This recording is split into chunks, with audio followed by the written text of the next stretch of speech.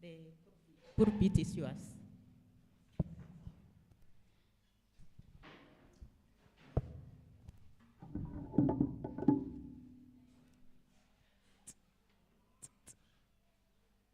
Wana wa Mungu na wasalimu tena, mjambo.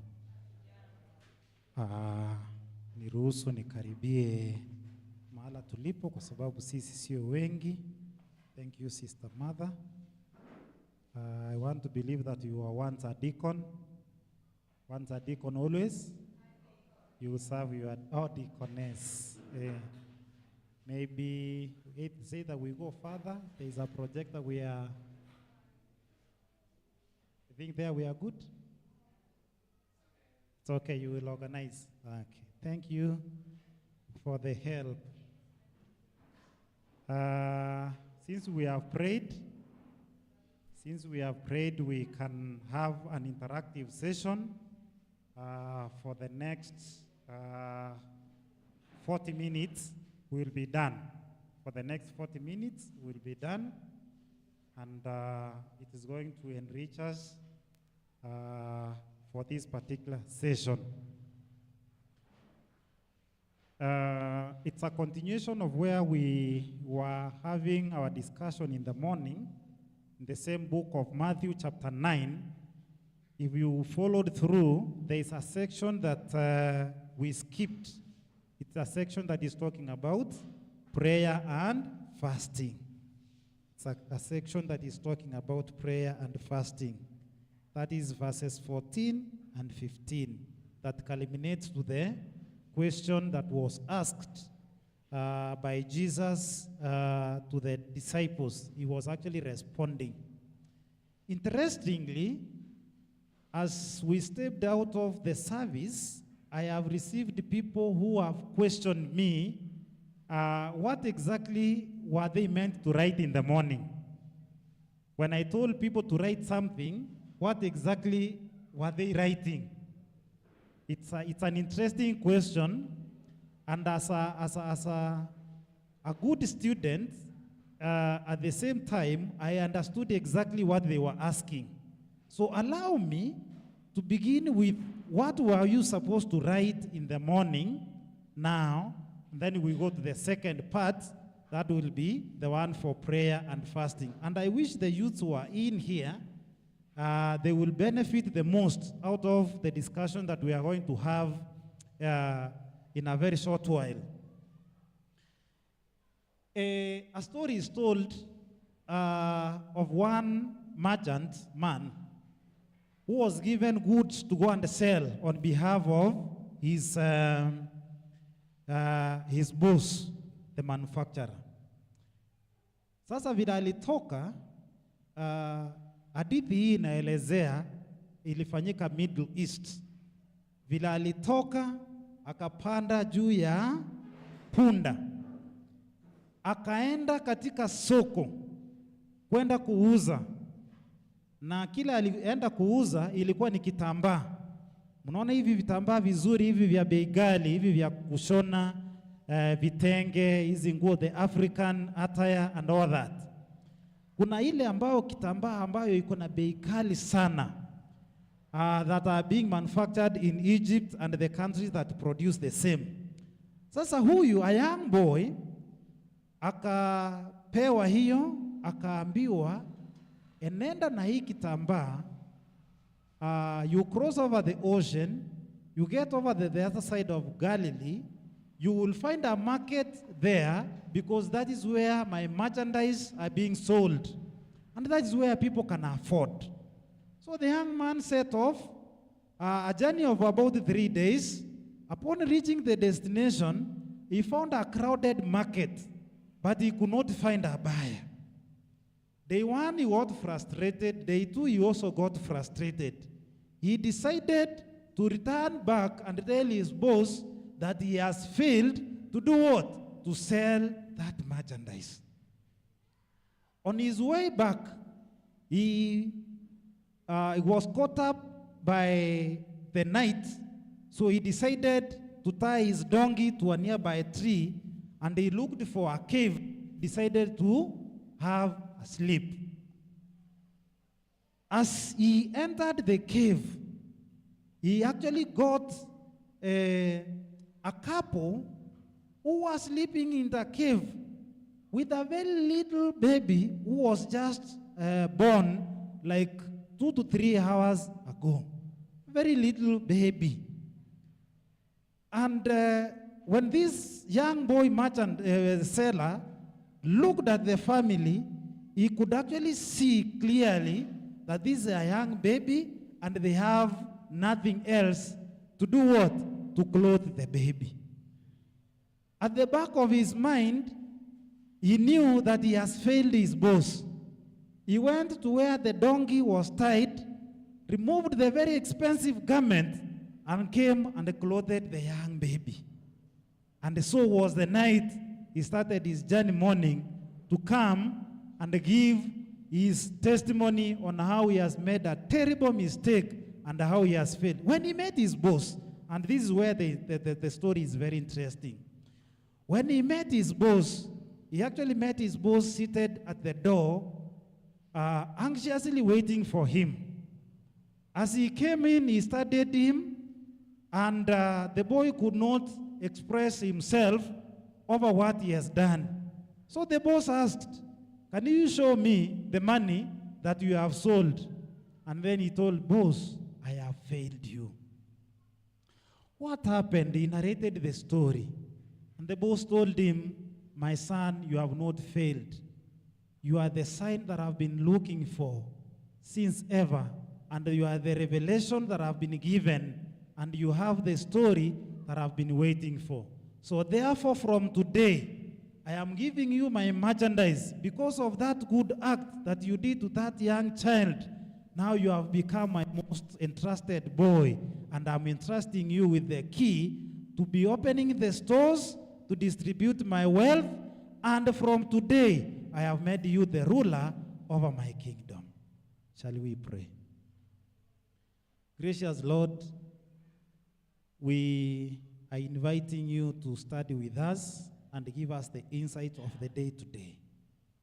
Give us the true revelation as to why we have remained back this afternoon. And may our prayers reach the seat of throne, because we know you are the God who answers our prayers in Jesus' name.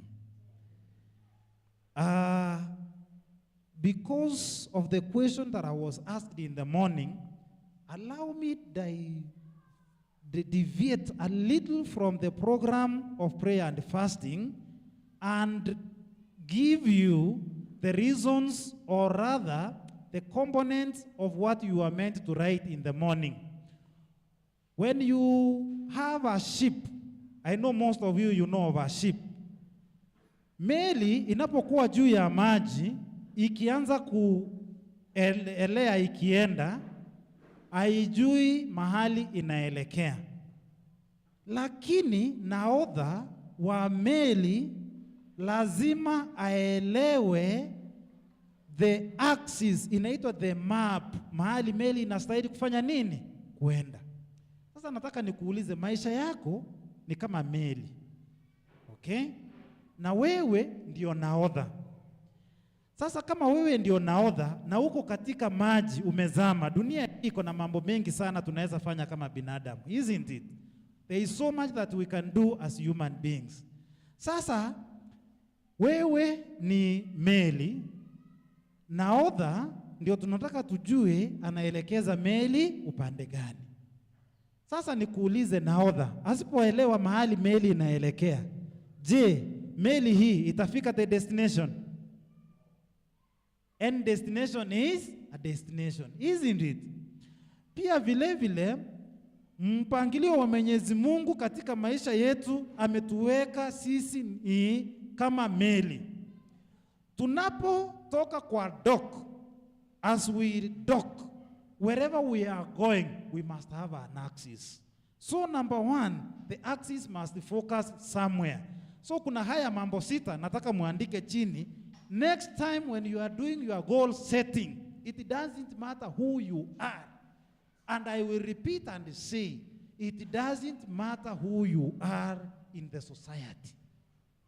If you don't have these 6 aspects of life, Wewe ni kama meli ambaye haina nani? Nahodha. Number 1. You must write what we call personal goals. Number 2, financial goals. Number 3, relationship goals. Number 4, professional goals. Number 5, health goals. Number 6, spiritual goals. Nani amepotea? Come slowly, elder. I was trying to see kama tuko pamoja, kama kuna watu wanaandika. So goal number 1, reason as to why you write goals. 6 components that should not miss in goal setting. It doesn't matter who you are. It doesn't matter who you are. This one, I have done this game for the last 17 years and I know exactly what I'm talking about. These 6 components, if you don't have them as your source of reference, every morning unaamuka hiyo list, unaangalia, you pray about it.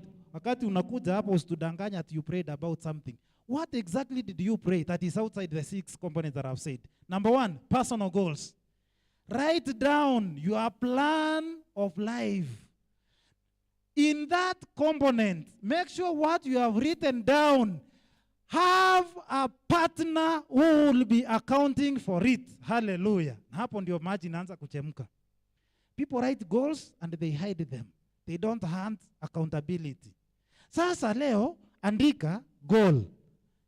Personal goals andika na upeane to somebody who will be accountable for it. Na usipee mtu wa mshene tafadhali. Right? Choose your partner appropriate. Usipeane mtu ambaye ni wa mshene. Ama usipeane mtu ambaye who will look down upon your goal. Tunaelewana? Usipeane your personal goal to somebody who does not believe in you. To somebody who does not see any sense and value in you. Don't. You will be wasting yourself and you will be wasting your resources. So number 1, personal goal. Make a plan. Just have a plan. How you wake up, how you sleep, what you do, what you are intending to do. Just those things. Just write them. It doesn't hurt to write them, isn't it? Just write them. It doesn't matter who you are. Number 2, have a financial goal. Hey, hata kama tuko katika ibada, allow me to say this. Right? Niruhusu niseme hivi. Si pesa ndio huwa ina suluhu ya mambo mengi ya maisha. Kweli uongo? Waumini tunadanganyana. Si pesa huwa ina suluhu ya mambo mengi kwa maisha. It really solves a lot of problems, isn't it? It is not a solution to life, but it solves a lot of problems, isn't it? Let me ask you, your financial goal, do you track the money that comes in to the very last coin? Saa hii nikikuuliza, how much you earned, mwalimu, how much you earned? Can you account to each and every coin? Hiyo ndio inaitwa you track down your finances. Track it. Watu wengine unajua wako very lazy. Anaanza kuniuliza, sasa I earn 20,000. If I started accounting for it, huwa ninafika katikati ninapotelea. So, wanafanya impulse purchases. Mshaona wale watu ambao wanafanya impulse purchases. Anything comes, anything goes. They don't have a plan for their money. And their money gets finished on date 4. Na bado wako na 26 days to go. Have you ever met such kind of people? Right? Because you did not write a financial goal. The money that should serve you, it is not you to serve the money. And that is why most people worship money more than money can serve them. All right? Write down a financial goal. Hii ni ya tithe, hii ni ya sadaka, hii ni ya church, ikishamalizana, hii ni ya social, alafu hii ni ya mambo yangu nyumbani, hii ni ya education, hii ni ya health, hii ni ya rent, hii ni ya chakula, hii ni deliberately write. So that when you go to the supermarket, you are deliberate. Ukiona kitu mpya iko kwa supermarket, write it as the next item to be purchased. If it was not within your budget, please keep off. Ati katoto kanalia, ati mko na kao kanalia, ati kanarusha tantrums, dadi ninunulie, nadia nani? Mimi sikuwa na hiyo budget. Unakaekelea ile ya kukukumbusha wewe ni mtoto wa baba ambaye akona budget. Anapiga kelele, mnarudi nyumbani na anaanza kuzoea. Daddy does what? Operates with budget. So is mommy operating with budget. Don't just receive your money. They think it is your money. You must account for it. It is not your money. Account for it to the last coin. That is why you reduce pressure ya maisha, ya kutaka kuishi maisha ambayo ni fake, fiction. Mtu ameshinda TikTok. Ameona mwingine amepost picha ya pizza. Jioni KFC. Alafu asubuhi yake Java. Alafu kumbe hizi ni zile meetings zenye walienda za social meetings, akachukua picha za Januari, anaanza kupost mpaka June. Alafu unaanza kusema, mother anaishi KFC, anaishi Java, anaishi nini pizza and all that. Unaanza kukuwa na unnecessary pressure for no reason, because pata your pressure from where? TikTok. Wapendwa, write a financial goal. Number 3, relationship goals. Write them. Who do you want to be your friend this year? What values do they hold? What are their beliefs? Where are they coming from and where are they headed? Don't just meet any company and you join it. Are you getting the point? Am I talking too harsh? I'm sorry. Let me refresh and use a Christian language. Hebu tujaribu kutafuta wale ambao tunatengeneza mahusiano na wao. Sawa sawa? Wale ambao unajenga mahusiano na wao. They will reveal who you are. They will uplift you or pull you down. Kuna watu ambao unahitaji kutengeneza mahusiano na wao. Intentionally make them allow them to be in your inner circle. Allow them wakuwe ndio watu wa kwanza kujua mambo yako ya ndani, mambo yako ya siri. Wale watu ambao umetengeneza mahusiano nao. We call them relationship goals. Don't just angukia tu. Umeangukia any relationship and you are forming a relationship that is coming from nowhere and headed to nowhere. It is like that ship that will dock in an undefined place. Number 4, professional goals. We all work, read, study to become something. Those who have become already, you want a promotion. Write it and commit it to God. Do you think our God cannot provide for you?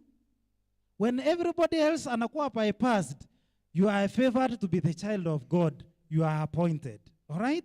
Even if you are not appointed this season, there is a way that God is also preparing you for that big post. That is why when the government or the institutions, they are actually looking for somebody to hire, the heaven has already connected you because you have already deposited your desire to God. Anasema, when you have searched everywhere, there is one servant of mine that I want to preserve this post for them. And it happens. Inaitwa professional goals. Those who are school, those who are studying, aim to achieve something at the end of the study. Begin. What is the objective at the end of it? Let it come out clear so that your study can become meaningful. Let it be meaningful study. Number 5, health goals. Health goals. Right? I am weighing 100 kg. I want to weigh 99.5. That's a good goal, isn't it? If you at all you want to reduce. I am weighing 62. I want to reach 65. That's a good goal, isn't it? So you will watch out which food to eat, isn't it? And it is deliberate. It is intentional. For sure, we all know, if you want to reduce weight and your uptake of sugar is on the higher side, are you really helping anything? You are not even helping yourself. You are lying to yourself, and you are even lying to the sugar manufacturers. You are lying to everybody. And when I look at you, I don't see you as liars. I look at you as serious people. And when I address my audience, most of the time I do presentations, most people do not understand the health goals the way Adventists we understand the health goals. So I will not belabor so much on this one. But when we are in a secular world doing these presentations, you actually are deliberate. When we are serving a buffet, imepangwa, vyakula vyote vimepangwa. How do you serve your plate? How is your plate balanced? Is there a balanced diet? Do not be influenced simply because food is available, that is what you eat. No. As a mother, do you have a meal plan for your family? You, when you go and eat out with your friends, with your peers, do you deliberately decide that these 4 days I have actually taken food that is full of sugars, so this time round I don't want to add or increase on sugar, naturally. Number two, or still on the same point, your health goals. What is so difficult for you just to buy very nice sports shoes after your hard labor, just to walk like 20-25 minutes and make it a habit? Let people be seeing that there is somebody who walks around 5 days a week, and we do not know what is their aim. But your intention, unajua, is to keep yourself young, whether you are old or young. And actually it is said, the older you become, the more you actually even need this exercise, right? So that you can exercise the body, the mind will feel refreshed, the body will also respond to it, and it will give you the desired result that you are looking for. So therefore, health goal is also good in your goal, isn't it? As you begin the year, you might have missed during the past years. Lakini, God gives chances more often, and He gives chances to His children whom He loves the most. So set up a health goal. Work a health goal. Finally, we are talking about the spiritual goals. Spiritual goals. Do not just walk as if you own the world. Remember, there is a superior being. All right? Recognize that there is one who is superior than you, who is above you. The one who gives divinely. The one whom you do not actually need to command. It is the one who controls the universe. Spiritual goals. Most people, they are walking empty-headed. Why? Because they think that life just happens, so things happen, so they are entitled. Have you seen the children of nowadays? The way they are entitled. That, Mom, you have to buy me this. They are entitled, isn't it? It's because they have been raised in a generation where they feel like they are entitled. It is their right. That right is what we want to reverse and say that there is a spiritual goal that you have to set. Set a spiritual goal. This year, I want to read 6 chapters or 6 books. Don't kill yourself reading more. That is your goal. And let nobody pressure you to achieve your goal, because that is your goal, isn't it? Have a spiritual goal. Have a steady spiritual goal. Have even a prayer session with God. Have even a secluded moment yourself. Go aside. Nani atakukataza if you go aside and offer yourself that secluded moment? Set it aside. It is so fulfilling when you set aside a moment so that you can connect. And this is the outcome when you do all these 6 repeatedly. When you do this repeatedly, number 1, there is one thing that is likely to change in you: your habits. They start now following your goals. All right? Your habits. They start following your goals. Sasa ndio mnaanza kujiuliza, Moses nowadays does not keep the company that he used to keep. It is my goal that is defining my direction, isn't it? Moses does not eat ABCD. It is the goal that is now defining. You will be very shocked how success will overtake you and the failure will be something of the past. Hallelujah. Yeah. Failure will be something of the past. Actually, failure will not overtake you. Instead, success will overtake you. Because when you do these things intentionally, somehow the universe, our good Lord, goes and adds more than you expected. He's only waiting for just somebody to start the process. And where the staircase ends, it is God who knows. So I felt like I should explain why I told the congregation in the morning to write something. All right? I think now it makes sense. Whatever you wrote, now you can connect. And if you cannot connect, now you can rewrite your goals. There is no harm. We are not in a court of law. You are allowed to rewrite and review over and over and over again. Is there a question up to that moment? Because I just want to finish that section. We go to prayer and fasting session. Is there a question?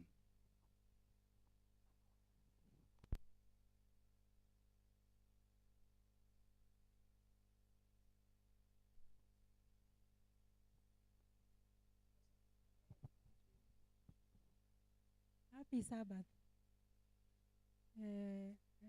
As our elder was telling us on how to set the goals, I was asking myself, long time ago, there was no literature knowledge or people who will be able to guide people on how to set goals, and people didn't have this issue of mental health. So nowadays, we have so many cases of mental health, despite the fact that there's a lot of campaign on the issues of goal setting, issues of planning, issues of all the literatures that can be able to help us maybe live in this the fast moved world. So is there anything maybe you can be able to tell us on how you can be able to help us to manage our mental health issues? And then another issue, with the advent of the social media, the social platforms, people spend a lot of time on social media, especially on the screen.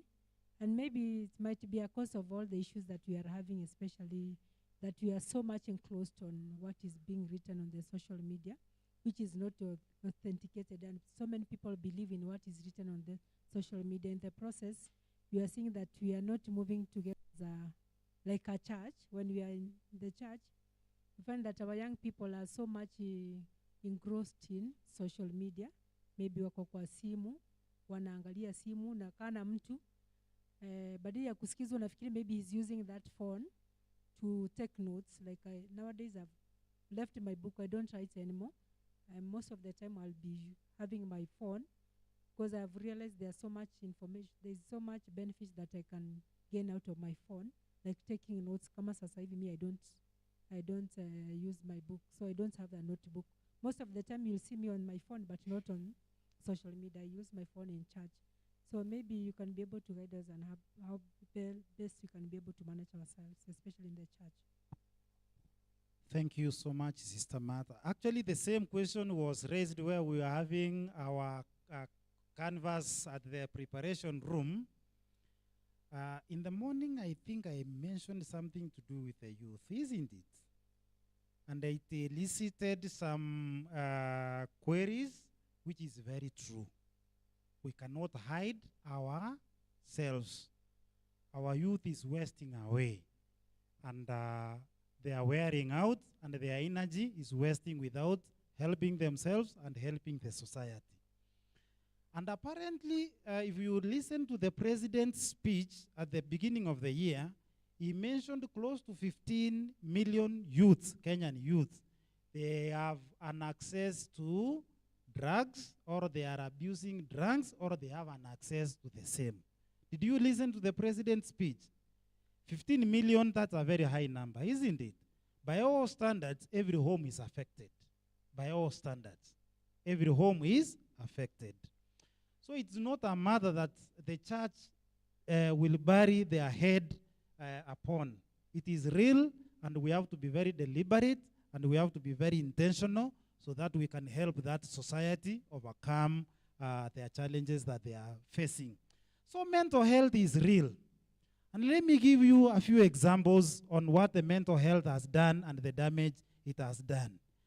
People are living with a lot of pressure, and it's an imagination that it is a life that is not real. Okay? An imagined life. When we began the year last year, I gave you 7 components that were supposed to guide you. The axis. One of the components that I actually said is imagination. You know, our mind can imagine over things because that is upon your chemichemi, your ideas that come from. If your mind is not pure, then definitely whatever the line of thought that you will have will also not be very pure, isn't it? So, because there is a mix of the same, so you will never know which one is taking to which route and which direction. Now, because we want to live an imaginary life, watu wameanza kubuild up pressure that is unnecessary. Ndio unaona mtoto wa miaka 5, 6 anapelekwa hospitali anakuwa diagnosed that they have blood pressure. Mtoto wa miaka 5 anafikiria nini? What is bothering them? Kukula nakula kwa nini? All those other things. Hata wale wako kwa street, surely they are not diagnosed of pressure and all those. So then, it is actually a pattern that we are experiencing. For the last 1 month, I have not been to Milimani. I have been fellowshipping in various churches. And there is an evil that has come to our church that we must deliberately fight against. Unakaa hivi kwa kiti, mzazi ambaye ako, unaona ako na akili zake timamu, anatoa simu, someone inaendelea, anapatia nani? That's an evil in church, honestly. Okay, sorry. That is wrong in church, isn't it? It is not right. That you are giving your child a phone, inside where? When will this child ever know that they are in a holy sanctuary, that they are supposed to preserve the precincts of the church, that they are before a benefactor that is above even the parent who can provide? God forbid, if this parent dies, the child's life will continue, isn't it? The child's life will continue. However, when you introduced them to the phone, they did not know that there is another superior being who can also provide for them. These children wanaanza kukuwa na pressure unnecessary. That is just one line of thought and an example. So mental illness is real. Unashtukia tu watu wamekaa hivi kwa burudani, mtu anainua chupa ya bia, anarushia mwenzake, rwa!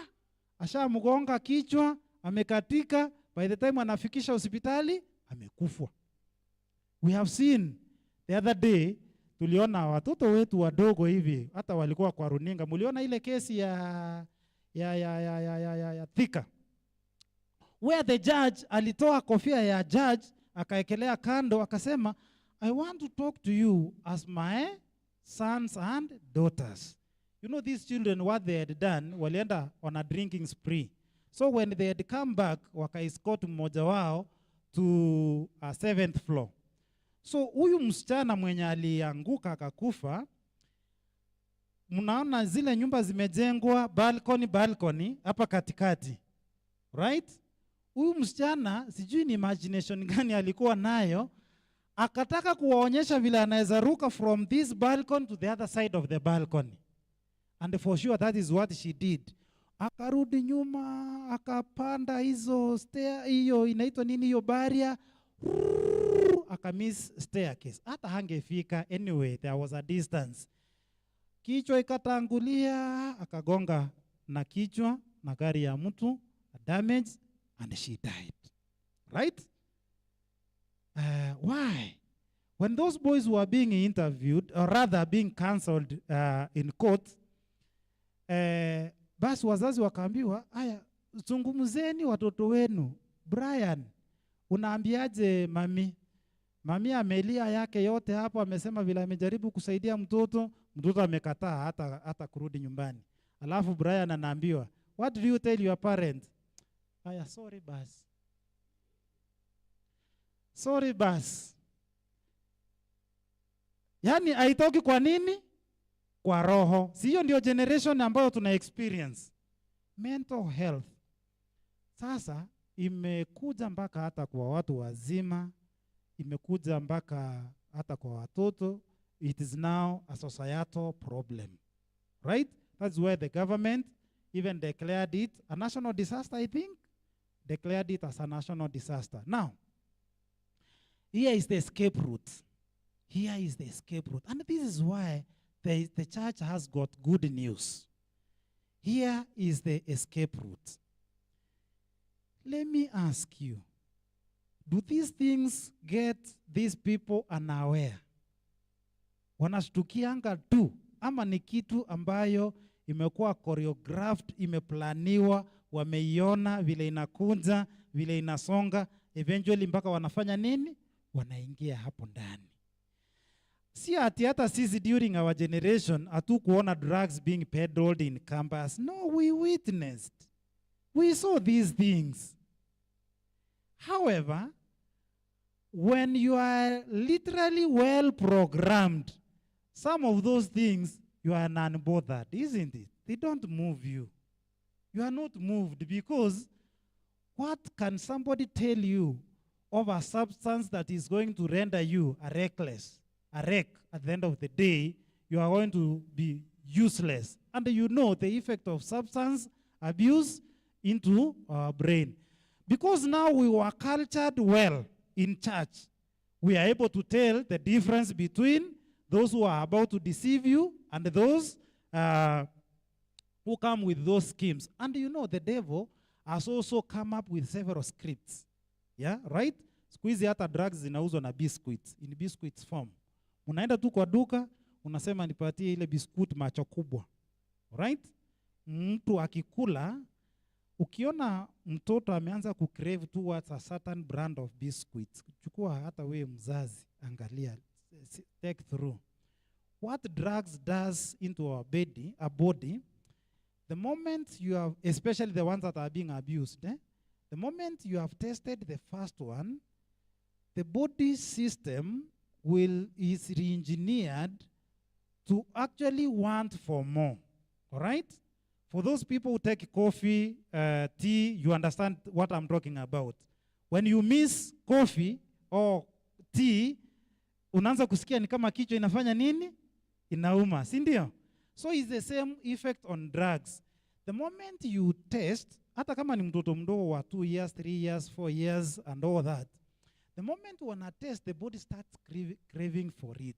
So they keep on sampling all the kinds of meals until wakule ile, wakikula ile, wanasikia wako sawa. Because the system sasa imeanza kukua dependent of the drugs. Okay? Sasa mwili ikianza kutegemea drugs, they cannot function without the same.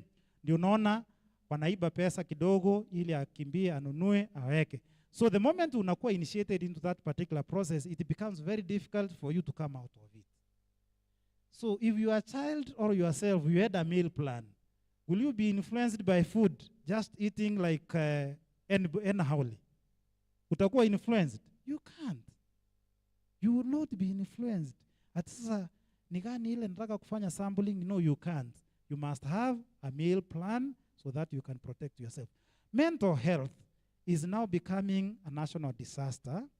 How do we deal with it so that the escape route number 1? God created the universe with all solutions, and we have all the answers with ourselves. It is only us who refuse to follow through. We think that becoming a good observer of good habits and moral habits is a slave. That is the common notion people have.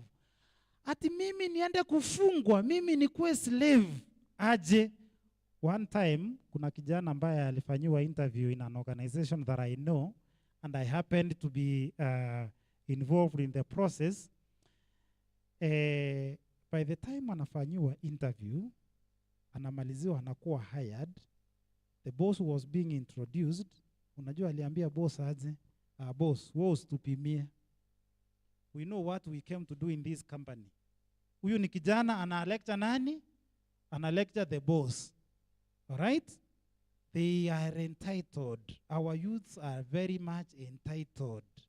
They know more. They have run progressively ahead of things. But let me also point out and say this. You can run ahead of things. You can never run ahead of God's plan. You can't. You just run ahead of things and feel that you have run ahead of things. You will never run ahead of God's plan. There's a second section you wanted us to talk about, technology. And that is what I have just aforementioned, that hata kanisani jameni, tunachukua simu. Simu umeweka bundles. Hata labda unatumia wifi ya kanisa. Hata hauna aibu, unapatia mtoto unamweka kwa mitandao. And these kids, those programs, they run very fast. If you notice, they talk very fast. English, they talk very fast. Sasa wewe unaanza kujisifu, mtoto wangu anaongea kizungu na ni kizungu ya mapua. But they have been coached and trained by cartoons, isn't it? All right? By the way, knowing English is not a measure of intelligence. Let it be known. It doesn't matter how much English you can speak. Language is not a measure of intelligence. Even Chinese are clever, and they speak Chinese, isn't it? Even Indians, they don't speak English. So, having the mastery of the same does not construe to mean is a measure of intelligence. And this is where we have the fight with parents and the young generation. How do you unglue these children from that habit that they have created? I'm glad I'm the children's department, and we are very deliberate. We call them here on Sunday. We tell them, now we are doing an honor that is related to paste, mortar, and the paste. We distract them from being habitual. You know, human beings are creatures of habit. We are all creatures of habit. We behave because we have created certain habits. So these children, us in the children ministry, and we thank God that we are born in this generation, we are very deliberate. We intentionally want to distract them. Hata kuna wengine wazazi wao wanawatuma na phone kanisani. The first thing, ninawaransack, ninatafuta phone zote, ninaziweka kwa bag. Mzazi anapiga, wao unafanya whatever and all that, but the phones, I keep them there. What happened to the good habits that we used to have? Signposts, zile zilikuwa zinasema phones off when you enter church. What happened to the good habits? Where did we lose the good habits? The good worship habits in a church setup, all right? So therefore, this habit is unbecoming. And as a Milimani church, let us be deliberate. Hata ukiona mtoto wa jirani, hata kama ni wangu, si tunasaidiana kanisa kulea jameni. Mnaona tu wangu akipotea, alafu mnasema juu huyu ni wa elder, yeye wacha aendelee kucheza na simu. Haki jameni, Sister Jane. Utaona tu ule mtoto wangu akipotea hivi juu ni wa elder. Wewe fanya hivi, chukua tu hiyo simu. Alafu kwa kikuangalia na zile macho zake za round, unakaambia, nitaambia baba yako, hii simu nimeweka. Confiscate the phone. I've done that one severally, and I've never seen any parent coming to report to me that I molested their children or my behavior is unbecoming. So which means they know whatever they were doing is wrong, isn't it?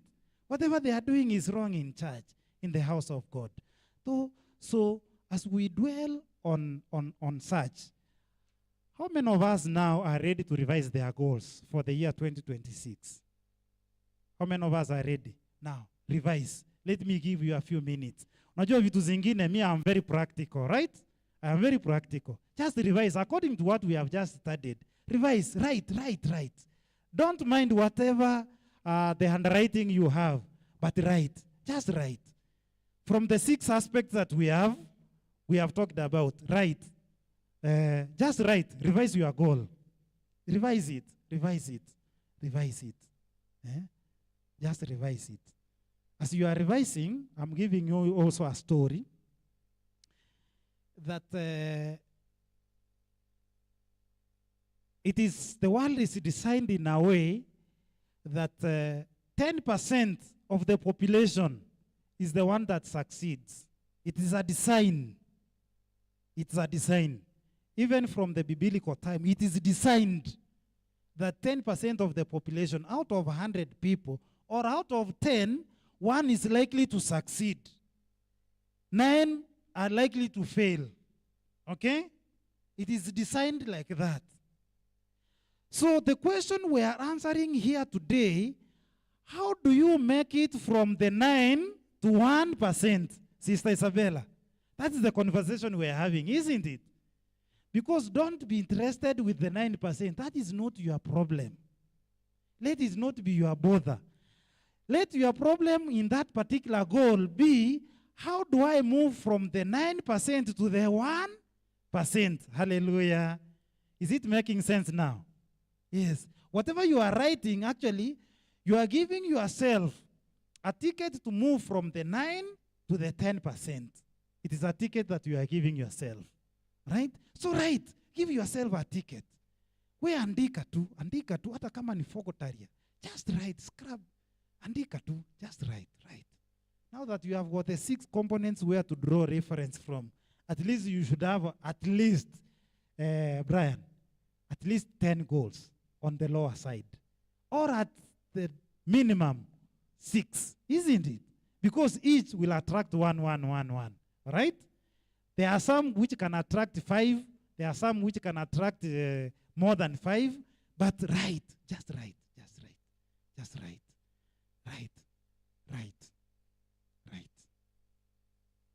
Whatever I'm telling you to do is good practice, and it is good manners that we do it. Just write.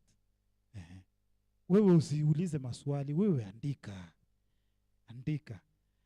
Na tena tafadhali ninawaomba, usikopi ya jirani. Please do not copy from your neighbor. Because we are all born differently and we will deliver ourselves differently. Andika. Hata kama scribble something. Na usiniambie ati umeandika kwa kichwa. The head can deceive you. Our mind can deceive us very fast. Hata kama unaandika goal, Mungu nisaidie, nimekuwa nikilala kanisani. At least nikuwe na sabato moja yenye sitalala. Si hiyo ni goal? And it's a good goal, isn't it? And it's a good goal. It's a good goal. Mungu nisaidie, nikianza kusinzia hivi, unipatie muujiza wa kutosinzia kanisani. Hiyo ni goal. It's a good goal. Andika. Alafu uandike ingine. Wewe labda you have been lazing around, umekuwa very lazy, unaamuka saa 3. Unaamuka saa 2, saa 3. When everybody else has done the morning routine, wewe ndio unaamuka. Andika tu goal useme, Mungu hata ukiniwezesha hata siku moja, niamuke saa 11, nifanye ABC. Hata kama hujui ni nini unaenda kufanya, uamue tu Mungu akuamushe. Na Mungu ni wa ajabu. Siku hiyo ataleta hata siafu kwa kitanda. Mungu anafanyanga mambo yake ya kimiujiza. Unashtukia tu siafu zinakukula. Unashtukia umeamuka saa 11. Alafu ukienda kutafuta kitu ya kuwa, hakuna siafu. Kumbe ni intention ya Mungu ilikuwa ufanye nini? Uamuke. Alright? As long as you have committed it to God. Situmemaliza mambo ya goal setting jameni. Situmemaliza. Is there anybody who would want to add on that particular insight? In the next 20 minutes, we go to prayer and fasting. Now, we wrap up our discussion today. Is there somebody who feels like they can add something? Because this basically what we have been doing, we have been talking to each other, right? We have been building each other in this life, right? So that we can have a good and meaningful life. Life that we can enjoy, okay? A life that can also fulfill the year 2026. Okay. Let's turn to the book of Matthew chapter 9 verses 14. And the Bible reads, Then came to him the disciples of John, saying, Why do we and the Pharisees fast often, but thy disciples fast not? This is a question that is being thrown to Jesus. Hii ni swali Yesu anaulizwa.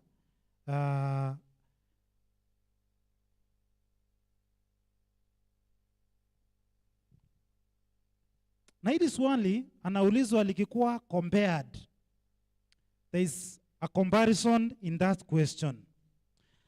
Kati yako na wanafunzi wako na wanafunzi wa Yohana na Mafarisayo, sisi tunafanya nini? Tunafunga. Lakini wanafunzi wako hawafungi, na unawaita wanafunzi wako. Now let us understand, why do we need to fast in the first place? All right? Number one, when you fast, number one, you must write the objective of fasting. Write the objective of fasting. Wacha kuenenda empty-handed. Sasa Mungu, mimi nimekuja unifanya vile unataka. Hakufanya vile unataka na asha kufanya jameni. Si Mungu asha kuumba. God has already created you beautifully and wonderfully you are created, isn't it? God has already given you that thing. You are coming before him and telling him, nifanye vile unataka. Sasa, have you brought to God anything? Ukiangalia hivi vizuri, kuna kitu umeambia Mungu. Hiyo ni kama ulikuwa unapita tu kama upepo na ukafanya nini? You must have an objective of why you are fasting. Number two, you must set the time. Time frame is very key. You cannot fast forever. Set the time frame. There must be time for fasting. Number three, there must be a commitment. There must be a commitment. There must be a commitment. And then lastly, you must persist. You must persist to achieve. Persist. Even when you feel like you are tempted not to. Persist to overcome. Persist. Persistence. There are 7 areas, what makes your goal succeed. Number 1 is focus. Your goal, focus. You must remain focused. Number 2, persistence. Number 3, consistency. Are you seeing the direction in which they are going? Number 4, plan, well planned. That is number 4. Your goals to succeed. So your fasting must also follow through the same. So, hii swali ambao umeulizwa hapa in comparison, it is being asked because they do not understand why others are doing it and others are not doing it. Let me say, there are several benefits that come with fasting. Numerous benefits. Number 1, kama ulikuwa umeset a health goal. Kama if you are genuine from the beginning, will set a health goal. And then you fast. What happened to fasting? Fasting is you forego something in order for something to happen, isn't it? In business language, they call it an opportunity cost, right? But in spiritual sphere, we actually say, what is this thing that you are sacrificing in order for this to succeed? So you sacrifice something. Most people will sacrifice meals, isn't it? Right? You fast, you set aside meals so that the body can feel the pain. And the pain will connect to your objective. And you will persist with the pain.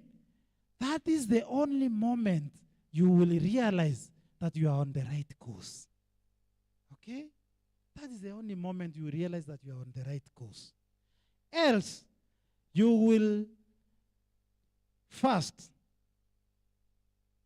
either dry, kneel by mouth, whichever fasting that you do want. But if you do not have an objective, along the way, kuna vitu ambazo zinaitwa hii jina ya kizungu imeenda, but zina disrupt the program along the way.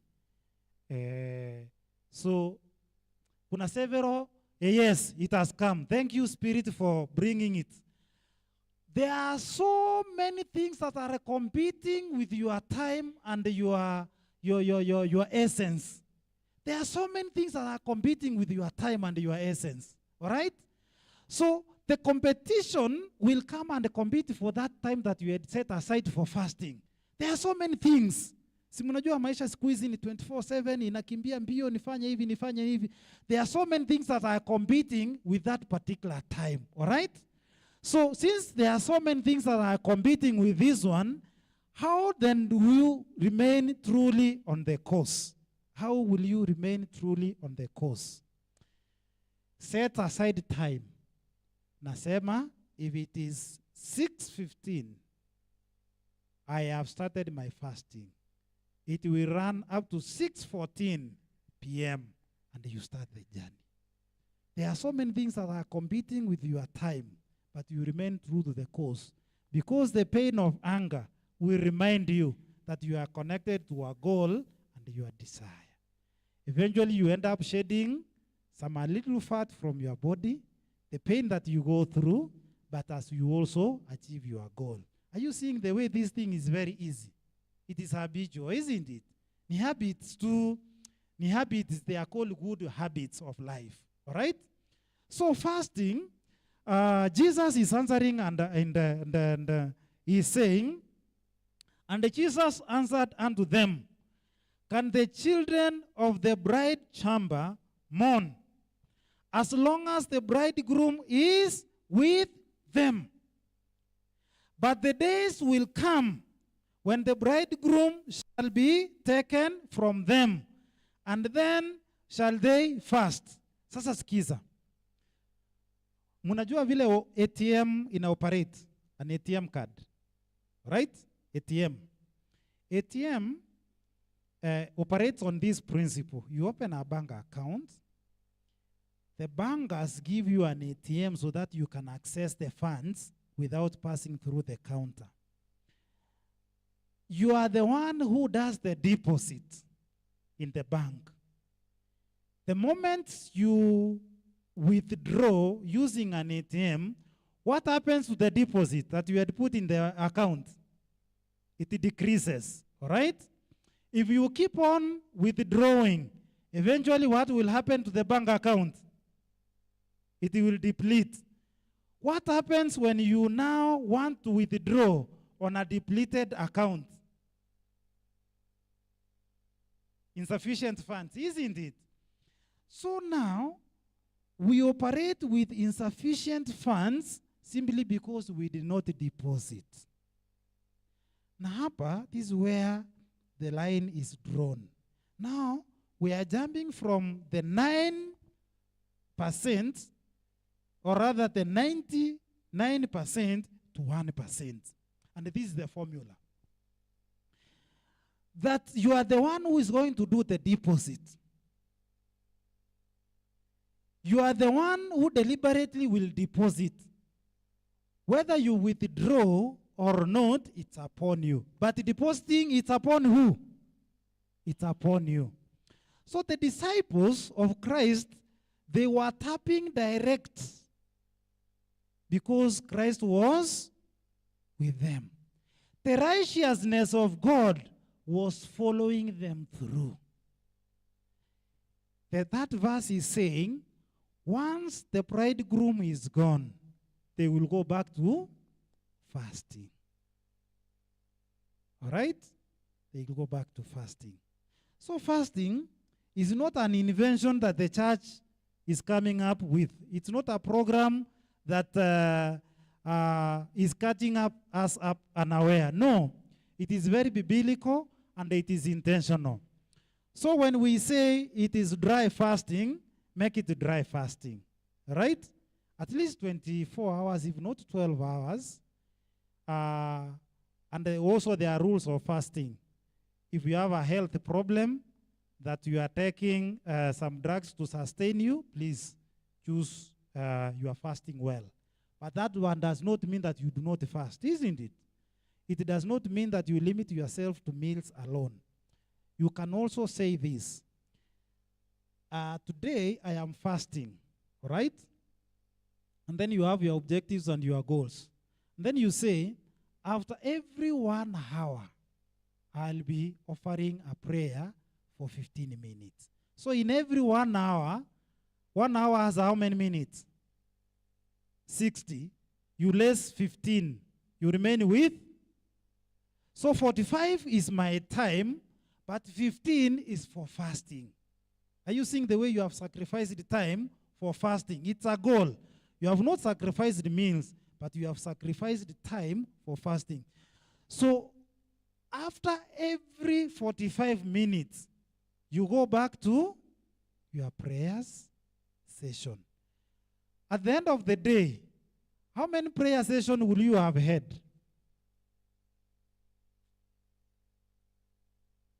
15 times 24, isn't it? If you have a good resolve to sustain the fasting. So wale wa chakula, munaweza chagua chakula. Wale wa time, munaweza chagua time. Na kuna so many ways that we can actually fast without losing it, without exaggerating it. So fasting is closely connected to a divine being, all right? Fasting is closely connected to a divine being. It is that time that you say, God, now I am committed, these are my goals. And actually the best time to do fasting is at the time when you are doing your goals, all right? When you do your goals, then fast over your goals and commit them, okay? How then do we have a solution to the menace that has occupied the society? God is calling us to go to the junction to where we lost it. The book of Jeremiah is saying, come to the junction where we lost direction. We want to enter into a prayer session. We have seen, honestly, we have seen the way our youth are wasting away. As a church, we can decide for the next 15 or 10 days, it is our prayer item, isn't it? You do not need to have a youth in your house, but you need to have it as a fasting item. And this is what happens. Even if you did not pray, rather, let me refresh and say, there are times when somebody's prayers, they have actually saved somebody else. All right? If you are fasting for the youth, unasema, at least I know about 15 or so youths in church. Unaandika majina yao. Unasema, I'm fasting for you for the next 10 days. Unaandika majina yao. 1, 2, 3, 4, 5, 6, 7, 8, 9, 10. Unaandika list. Alafu unasema, God, for every 15 minutes, as I mention their name, I am fasting on their behalf. They need not even to know, isn't it? You are fasting for them. It is your time you have sacrificed so that they can have a turnaround and a change, isn't it? You can also decide to pray for your finances, right? You can decide also to say that I'm also fasting for my career, for my education. There is nothing wrong to commit such things upon the Lord. Now, here is the secret. You will see slowly some people start transforming and they do not have an explanation behind it. It's called divine intervention. Okay? Now that is the session that we want to get into. We do divine intervention. But since we are here, it is very unfair to pray for those who are without and we leave ourselves, isn't it? So we have written our own goals. Why don't we start with our own goals? Right? prayerfully meditate upon them. Okay? And the Lord whom we serve will come through those goals. Yeah? I'm taking you through now a ritual. Oh, hallelujah. Hey, am I taking the church through a ritual? Am I taking you through a process that is unfamiliar? Right? But these things are there with us, isn't it? Okay? Because we are a church of democracy, how many minutes do you want to pray for your own goals?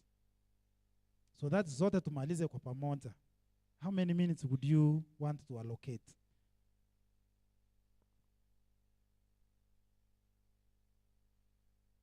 Mm-hmm. How many minutes? I am a very good keeper of time this year. Honestly, I have prayed to be a good student of time. Sitaki kuma, yes, Sister Isabella. 10 minutes has been suggested. Is 10 minutes fair enough? And please utilize the 10 minutes honestly. Okay? Usiamuke, usidisturb wengine kabla 10 minutes hazijafanya nini? Hazijaisha. We are unison. We are a team. We are united in this. So immediately tukimaliza hiyo, tutaelekea to the second session of prayer requests. Okay? Tukimaliza hiyo, then tutakuwa na grand prayer. We will release you so that we can go home and do visitations, those who are doing visitations.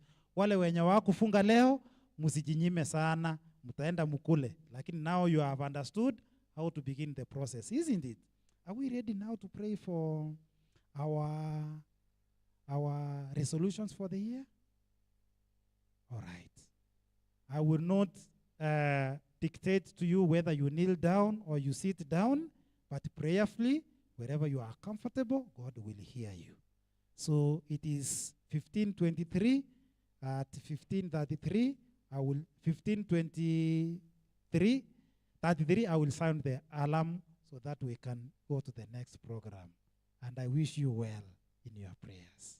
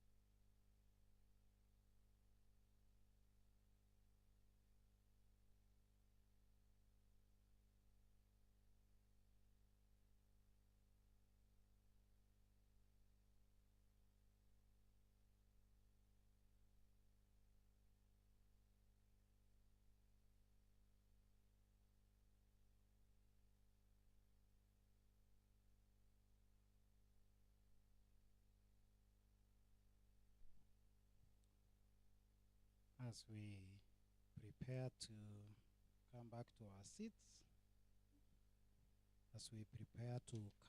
our seats,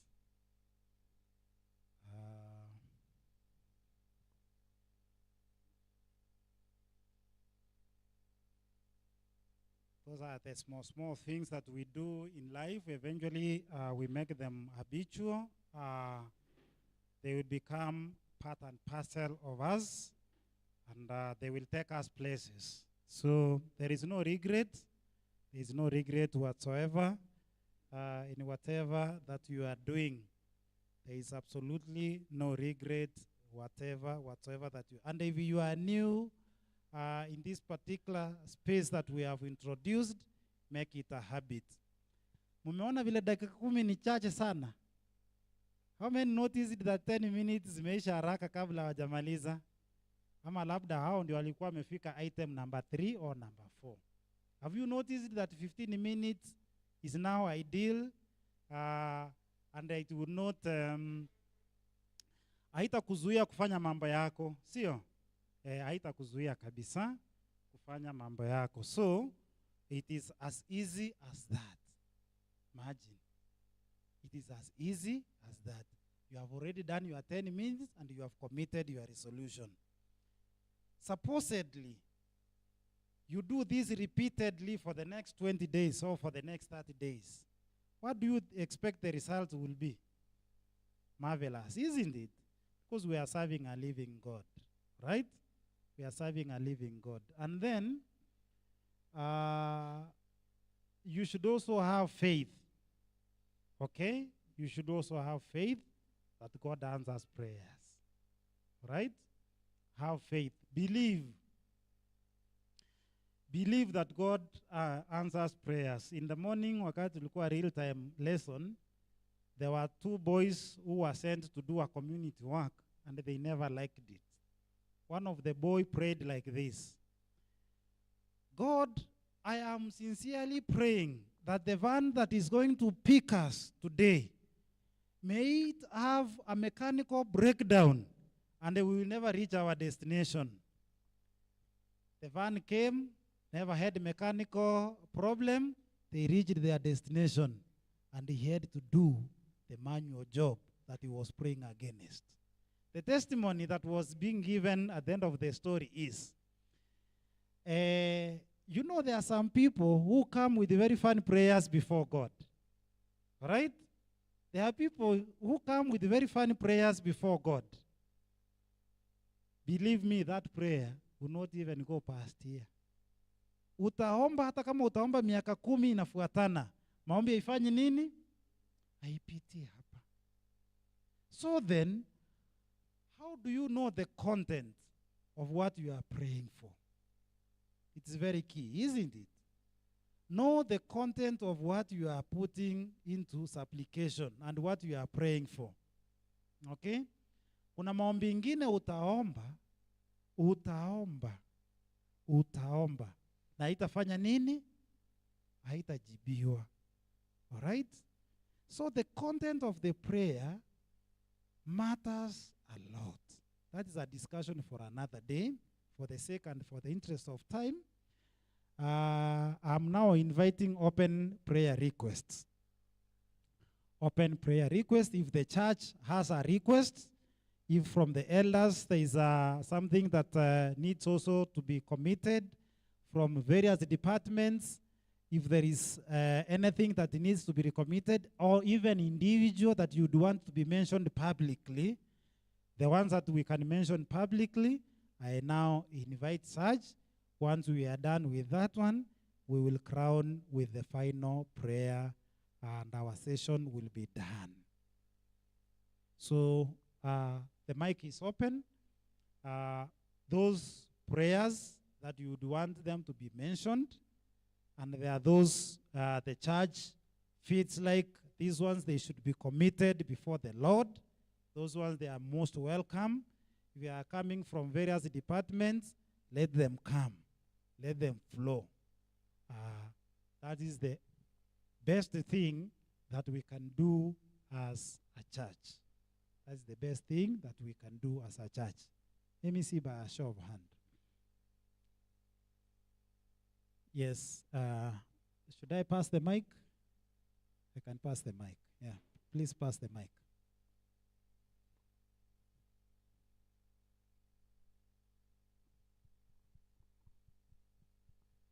So as the mic is going round, these are open public prayers.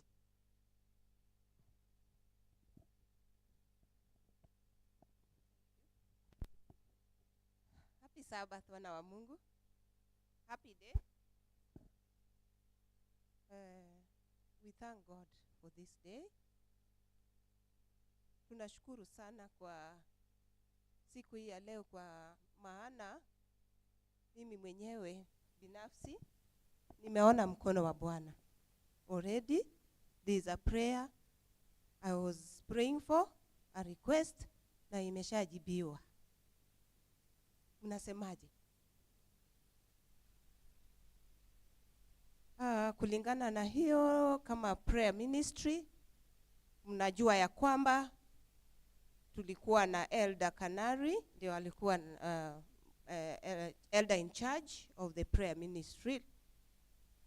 Sasa walienda kanisa lao huko, tumetengana nao, lakini bado kiroho bado tuko pamoja. Lakini sasa we need a prayer, the elder in charge of the prayer ministry, we are praying for it. We are requesting that God gives that ministry a prayer ministry elder that will guide us, na mwenye sasa tutakuwa tunatembea na yeye. Hiyo ndio maombi langu. Asante. Sante, you can pass the mic, Sister Mother.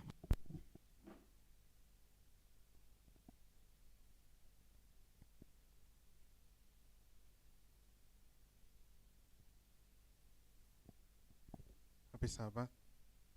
Just like the prayer ministry as well, VOP, SOP, and publishing had their patron elders in charge equally go to Milimani West, and we've had that challenge as well of reorganizing, so it will be integral, so that it becomes a part of the prayer ministry of the church. I'm saying this, the SOP, VOP, and publishing departments equally had their elders in charge leave to Milimani West, so it's a challenge to reorganize as well, so it will be integral if it becomes part of the prayer today.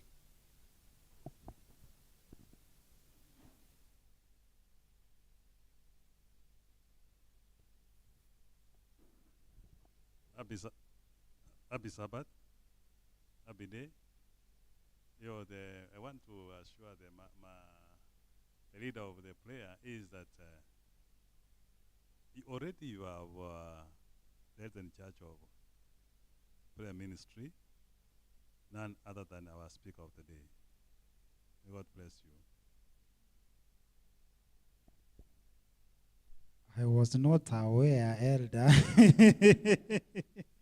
Amen. I don't know where that was announced, but let's continue with receiving prayer requests. Let's continue receiving prayer requests.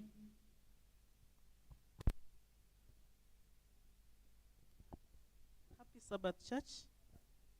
I'm praying that in this year, 2026, we may have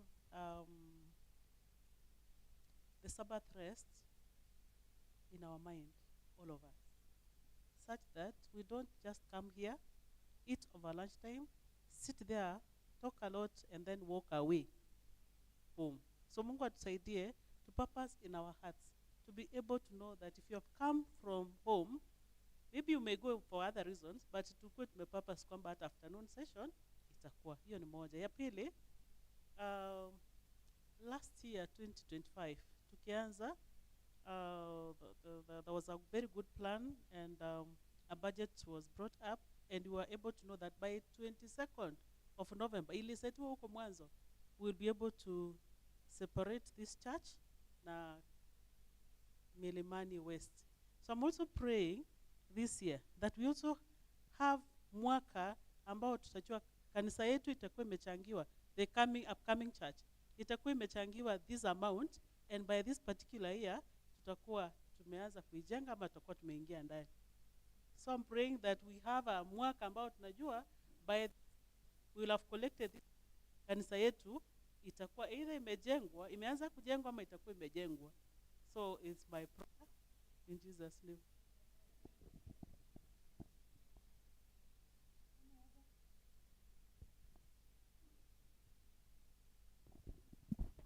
Happy Sabbath. My prayer request is that this year we remember to pray for the church choir, and also, God willing, the youth choir nayo ianze. Maombi tunahitaji. Another thing, my prayer is that in children ministry we are praying to have a male teachers, because we only have one. Mungu asaidie na wengi watitokeze kwa hiyo kazi. Amen.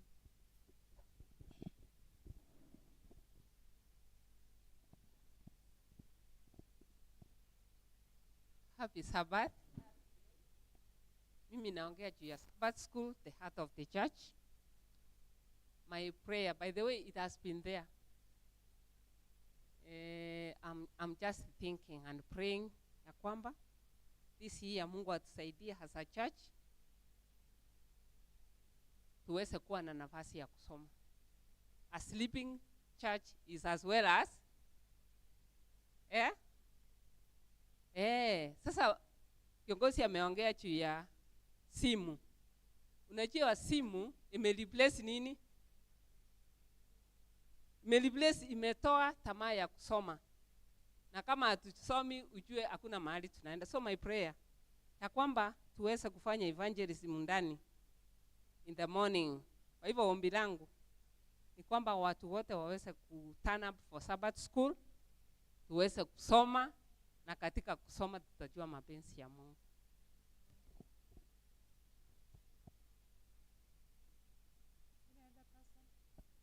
Maybe my prayer request through the prayer ministry leader is that in various prayer cells, so that we can be having a midweek prayers, and I believe that when all of us maybe set a time as a church at our various prayer cells through the if we have an issue na wote kabisa tunapiga magoti tuseme Wednesday to set aside kama saa 2:30 for 30 minutes, kila mtu, the whole church, wherever you are, you connect, tunapiga magoti, we pray for each other, we pray for around us, for our members and the various issues. God is going to hear us, because a praying church is a strong church. So that is my request, that from this year, maybe through the leadership and the leadership of the church, we can make it mandatory that through the prayer ministry, we have the midweek prayer. Sio lazima church, because of the people who are going to work. In one of the prayer cells, we have been doing it, hata kama siko lakini tunajaribu. And we believe that when 2 or 3 people gather in the name of the Lord with them, prayers to be answered. Na pia Vespers, we can be able to do that. If coming to church is a bit difficult, we can be able to do the Vespers in our prayer ministry, in our zonal WhatsApp groups. That is my prayer request. Thank you. Thank you so much for facilitating. There is one more. I can say there is one more there. Adding on what Sister Mother said, it's my prayer that if we meet physically in the church, it's my prayer. It sounds better. We can't leave the house of God empty and we are just dwelling on online. Why can't we come here physically and meet each other? We say hi. We fellowship. It's my prayer. That's my prayer. Thank you so much. Now we are committing the various prayer requests that have come. If I can have a recap from the various requests that came, there are 2 departments which are requesting to be revamped by the human resource of the church. That is the prayer ministry and SOP, VOP. I got you right. And Sabbath school as well. Also, those three, I want to believe that it is also touching the right ears. I can see my first elder, he even responded to some. The second one is there is a desire that our program be organized so that we can have a fellowship and we feel close and drawn to God, right? So, in a nutshell, what this prayer request is looking for, those people who are very creative for the Lord. Come, let's run the program swiftly and everybody feels included. So all sections that are supposed to be performed, they can be performed. By the way, today, I want to commend the team that have been running the program.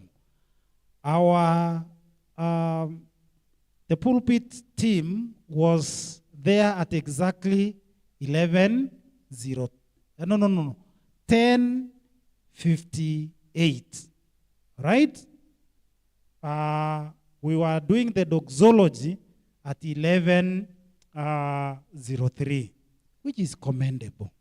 It can be done, all right? Now, how do we then sustain the momentum going forward? Remember, we have only done one Sabbath out of 52. So for the next 51 Sabbaths, will we remain to measure or will falter along the way? My prayer is, whoever who came up with this particular prayer request, may the Lord also come through for us as a church. I have seen a prayer request here that it is a desire that we have an ambience place where we call our own sanctuary in form of a building. All right? So that is a challenge and it can be done. It is doable. Most people have done it. Why not us? Isn't it? And it can be, even if most people have not done it, then let us be the first one to do it, isn't it? Yes, because we are serving a living God. Then various departmentals, they have also requests that our church choir needs our prayers, so is our youth choir, and I want to believe the children's choir that we have seen come up very strongly. We really need them to serve and serve the Lord effectively, and that prayer request is well placed. The children ministry, they are also looking for resources to be revamped, but they are very specific, if I heard them right. They need more male teachers, right? So, more male teachers, we will not borrow them, okay? We will use our own resources, but only for those who will be willing and those who will be touched. So this prayer request is actually specifically being directed for God to touch a man so that they can change their ways and come to the children department. Amen? That is the way I have understood this prayer request. Sabbath School have also brought forth their prayer requests, and they are saying that this is the engine and the beginning when the mind is so fresh. It is very true, by the way. All right? Research has been done that human concentration fades as we move along, isn't it?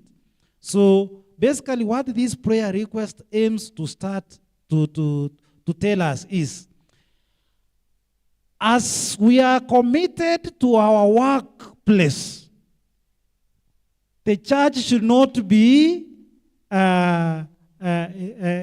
yani jinsi ambavyo tuko committed na kazi zetu, kanisa haifai kufananishwa na kazi zetu. Kanisa inafaa kukua automatic. Alright? That is what I have heard her say. Kama unaweza patikana kazi saa 2 kamili, Kanisa inafaa kukuwa automatic. You do not need to be pushed. Na kama upatikani kazi saa 2, basi tufanye hivi. Elewa ya kwamba program za kanisa zinaanza saa 2 asubuhi, alafu we start the program. The moment we start earlier, and should we intend to start earlier, you will be very surprised. Programs zinaisha kama bado watu wako fresh. Inaelekea around noon na maombi imefanya nini? Imeisha.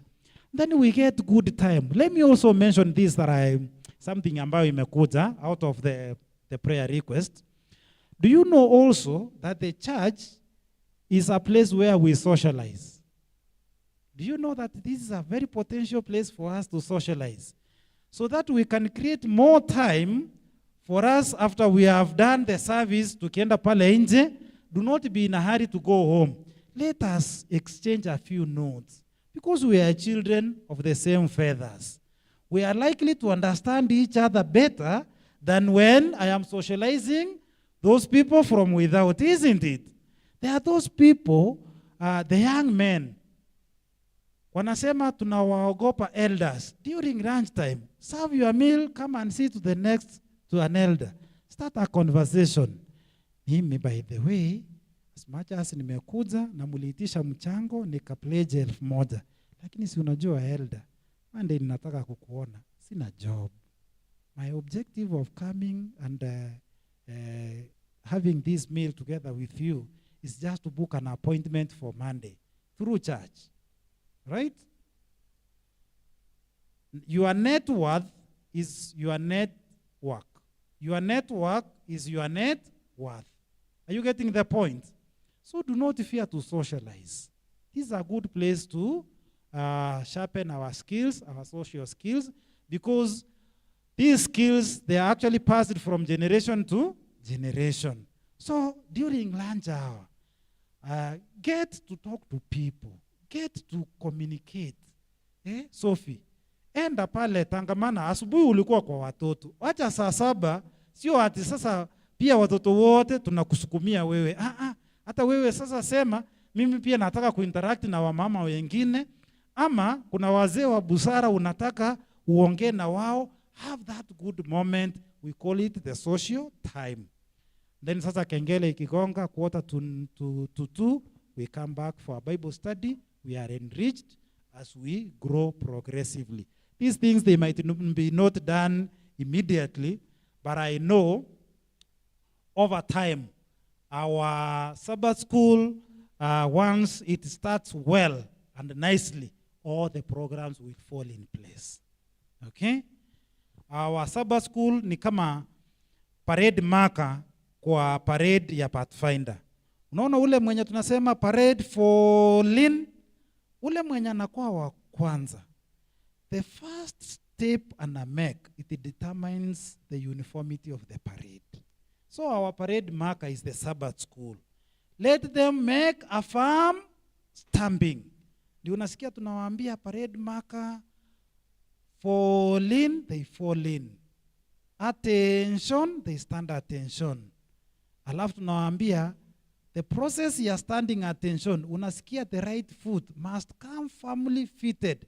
Attention, and a plant firmly. Everything else will be revolving around that firm foundation. It's very key, right? Our spiritual revival, it is very key also that we do not just operate like mechanical vehicles that once from service to service, right? Ati kwa sababu gari ilienda service, itangojea next service. It does not need such kind of a life. So what this prayer, perhaps from my interpretation, is seeking is that regularly let us make it a habit to bring ourselves closer, to revive ourselves spiritually, if I understood this clearly. Through Vespers, which is an avenue, through the prayer cell, which is also an avenue, and then there was also another prayer request that was placed on top of this one. If it is possible, let us meet physically. Those logistics we leave to the institution. Now, I am calling upon two people of willing mind to just come and commit these prayer requests. They can read them or they can paraphrase in the manner the Spirit will lead. In the manner the Spirit will lead. Just two people. Without any particular bias, just two people, they can come so that we can commit these prayer requests.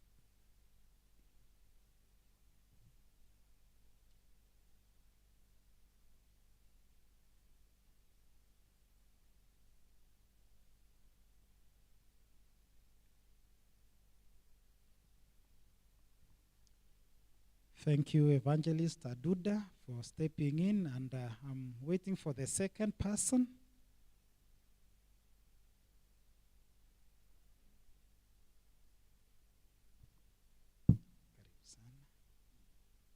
I'm waiting for the second person.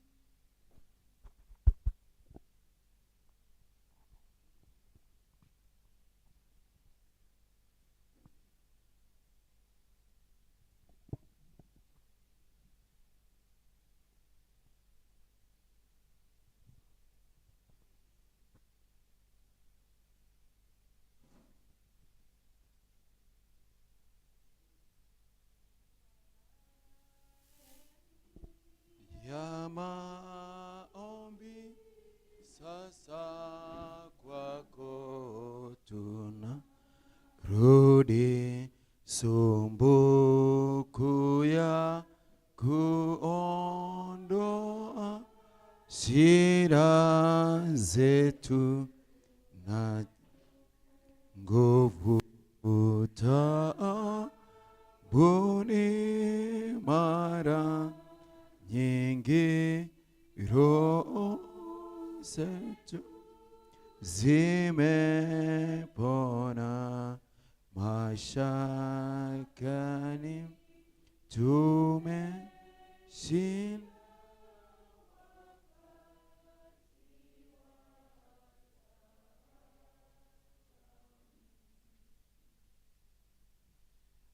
Tunaomba. Baba wetu na Mungu wetu tupendaye, tunakushukuru kwa sababu ya nafasi ambayo umetupa. Asante kwa sababu ya uwepo wako, umesidi kuwa pamoja nasi. Na tuliona mkono wako mwaka uliopita. Mungu, ulitutendea mengi. Tunapoanza mwaka huu, tuna mengi ambao tunayaleta kwako. Lakini kama kanisa la Milimani, Mungu, tunaleta ombi la kupata ela ambaye atakuwa in charge wa department ambao Mungu simekosa. Wewe Mungu ambao uliowachagua wazee wa kanisa katika kanisa letu, wamejitoa kufanya kazi yako na wameona mibaraka ambayo imetendeka katika familia zao. Wa department ambao simebaki, Mungu, tunasiweka mikononi pako. Tunapoendelea kuombea na kuguzwa kwenye mguso wa kuongoza department hii, Mungu, tunasiweka mikononi pako. Asante kwa sababu ya Sabbath kuru yetu ya kanisa hili ambao ndio mgongo wa kanisa. Tunaweka kiongozi mikononi pako. Anapoanza kila Sabato, asifunjike moyo, bali Mungu awe na watu ambao watamshika mkono. Katika mwaka uliopita tumebarikiwa na watu ambao waliojitoa kufanya kazi yako. Basi tunamweka kiongozi wetu mikononi pako. Atakapoandaa programu ya kila Sabato, watoto wako wajitoe kwa sababu ya kufanya kazi hii. Watoto wetu ambao wanahitaji walimu ambao ni wanaume, tunawaweka mikononi pako Yesu. Ombi hili liwe la kipekee katika watoto wetu. Vijana wetu pamoja na kwaya tunaiweka mikononi pako na mahitaji yao. Yale yote ambao Mungu wanaohitaji watendee katika mwaka huu, tunaamini kwamba utasimama pamoja nao. Department zingine ambao Mungu zinasidi usaidizi wa kipekee, Mungu, naomba kama watumishi wako tujitoe. Ombi kuu la kujenga hekalu lako katika kanisa letu. Mungu umetusikilia tangu tulipoanza kanisa hili. Tumeona mkono wako na tangu tumekuwa tukitoa, hatujakuwa tukikosa, lakini Mungu tumekuwa tukipata mibaraka ya kipekee. Hivyo tunapoanza shughuli hiyo katika mwaka huu, watoto wako wengi ambao wanaongoja jambo hili liweze kutoka kwa kanisa ili tupate kusaidiana. Naamini kwamba Mungu utatutendea makuu katika maisha yetu na katika mwaka huu. Neema yako na uwepo wako usidi kuwa pamoja nasi.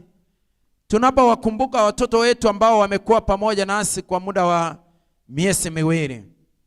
Kuanzia siku ya Jumatatu wanaporejea shuleni, tunamweka mikononi pako. Wazazi wetu ambao Mungu umewabariki na watoto hawa wa kipekee, hebu watoto wetu wafanye wapate kufaulu na kukujua. Zaidi ya mno tupate nafasi ya kukuabudu. Mahali popote waendapo Mungu watambue uwepo wako. Wazidi kukutegemea katika maisha, na wakati ambao watafanikiwa katika maisha na kuweza kuwa salama, itatupa tumaini na nafasi ya kipekee ya kukuabudu katika kanisa letu. Neema yako na uwepo wako usidi kwa pamoja nasi, na maombi ambao dada wetu atakapoomba, Mungu jina lako liinuliwe na utujibu kwa wakati wako. Neema yako itutoshe tunaposidi kuendelea kufanya maombi. Pamoja na hayo Mfalme, tunanyenyekea miguuni pako. Tunakushukuru kwa sababu ya nafasi ya kipekee umetupatia na ili tuweze kusonga mbele zako tukileta hoja zetu. Kwanza tunaomba Yesu tusamee dhambi na makosa. Mahali hatujakuwa waaminifu mwaka uliopita, tukafanya kazi yako kwa ulegevu. Baba, tunaomba msamaha wa kipekee. Ni mwito mkuu umetuita na ili tuweze kuwa pamoja nawe katika kufanya kazi yako. Hakuna kingine umetuitia katika nyumba yako isipokuwa kuwa waaminifu na kufanya kazi yako. Jioni ya leo tunanyenyekea kwako tukikushukuru kwa yote ambao umetutendea. Tuko na hoja zetu tunaleta mbele zako. Na Baba, umeahidi ya kwamba kabla hatujatamka bado ungali umeyasikia maombi yetu. Na hivyo tumekuja tukikushukuru kwa sababu umeyajibu tayari. Mbele zetu tuko na prayer request kuhusu maombi. Umesema maombi tunapoleta kwako tuamini ya kwamba umeyasikia na utayajibu. Kwa hivyo tunakushukuru kwa sababu umejibu maombi yetu. Tunapoomba kwa ajili ya kanisa hili, tuweze kuwa kanisa la maombi. Ni kupitia kwa maombi mambo makuu yanaweza kutendeka. Baba wa mbinguni, katika maeneo yetu, in our private prayers, tunaomba Yesu tuweze kuwa waaminifu. Na tunapokuwa waaminifu in whatever we do in our private lives, utakuja kuyajibu openly na ili iweze kujulikana. Kwa hivyo tunaomba jioni ya leo ututie nguvu katika kufanya maombi yetu tunapofanya kazi yako. Na zaidi in our prayer cells umetuweka pale, hatukujichagua tukajiweka pale.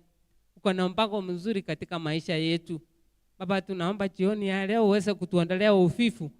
Na ili tunapokuwa na mikutano ya kukutana kwa ajili ya maombi haya, Baba, tunaomba utusidishie nguvu na uvumilivu tuweze kuvumiliana katika kufanya hayo.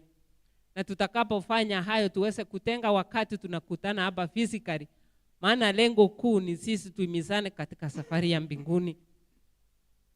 Asante kwa sababu umesikia Baba. Tunaleta vijana mikononi mwako na kwaya. Na unapoona ina yumba Baba wa mbinguni, tunaomba you revive them again. Na ili waweze kufanya kazi yako katika uumbaji, ni vibawa ambao umewapatia. Na umebariki kanisa lako katika vibawa hivi. Na ili vijana wetu waweze kujitoa katika uimbaji. Maana hiyo ni sehemu moja ya ibada.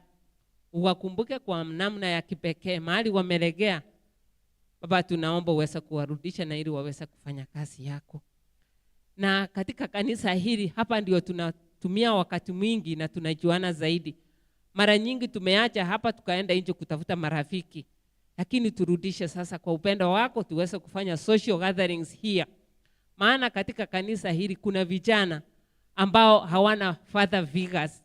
Na katika kanisa hili umeweka wazee hawa. Wazee hawa umeweka majukumu yao kutafuta vijana hawa na ili waweze kuwazungumzia. Leo tumeyasikia tena, umenena na umenena, na leo tumesikia. Kwa hivyo hao watoto ambao wanataka kutafuta mababa zao kwa familia zao na wawapati hapo, waweza kupatikana kanisa hili. Patia wazee hawa uwezo wa kuwafikia hao vijana na kuwaelekeza katika njia ambayo inakupendeza. Na tunakushukuru kwa sababu Baba umesikia hiyo na utatenda. Kuna mengi tumekuuliza leo, lakini neno moja tu, utuinue tena, that you may revive us again, na ili tuweze kufanya kazi yako mwaka huu. Kila mmoja wetu ameweza kunakiri kile angeweza kufanya. Baba, tunapofanya hivyo, tunaomba tusidishie upendo wako, na zaidi ya yote, unapoandaa watoto wako, tunaomba milimani mmoja wetu asije kakosa. Revive us again in our Christian walk with you, is our prayer this evening. Na ni katika jina lako tumeomba.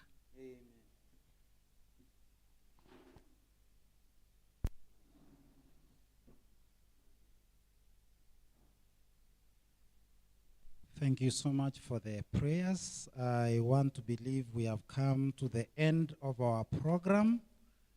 I now invite the leader who will eventually invite the elder in charge. From there, the program will run. And may God bless you all.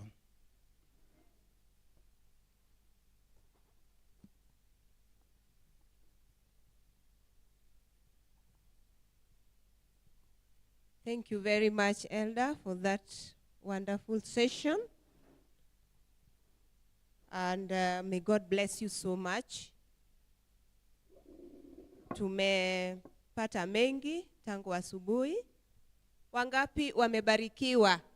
Mimi nikiwa mmoja wao. Asanti, asanti, asanti. Na Mungu aendelee kuwabariki sana. Ningependa kuwashukuru kwa kuvumilia mpaka wakati huu. Mungu aendelee kuwazidishia na aendelee kusikia maombi yenu. Hata hii siku ilikuwa ya kujinyima kwa mambo mengi.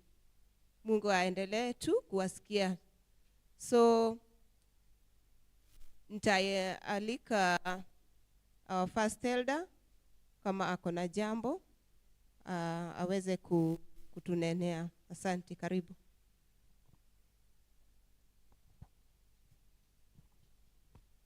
Jambo. So we have there's one announcement, very urgent one. Our treasurer anasema kwamba mtoto wake Liam haonekani hapa, patikani hapo nje. I don't know what to do now as a church. Najua ametoka tu saa hii, lakini anasema kwamba cannot be seen. So I don't know, vijana wetu we can mobilize our team.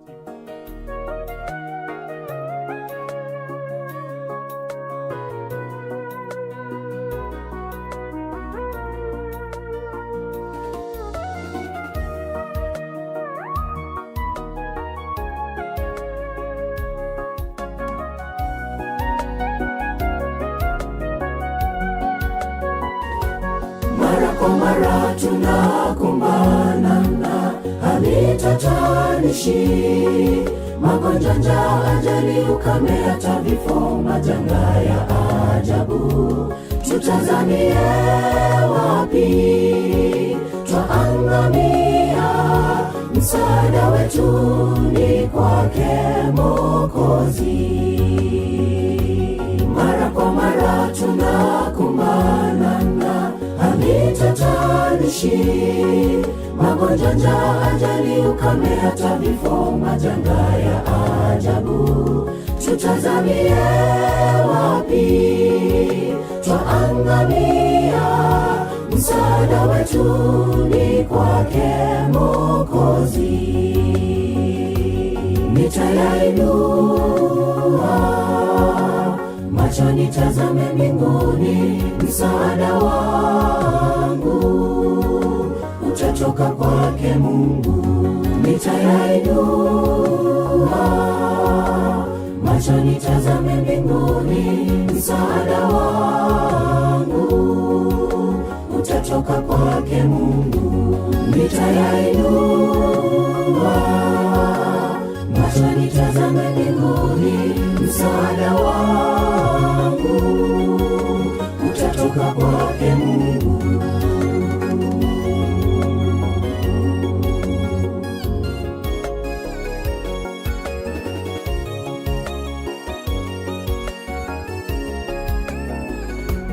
Maisha yako kama Mkristo, umefanya nini kusongea karibu na Mungu muumba wako katika dunia hii? Tudumu kwa maombi na tutashinda, atuchukue mbinguni kwa Baba. Maisha yako kama Mkristo, umefanya nini kusongea karibu na Mungu muumba wako katika dunia hii? Tudumu kwa maombi na tutashinda, atuchukue mbinguni kwa Baba.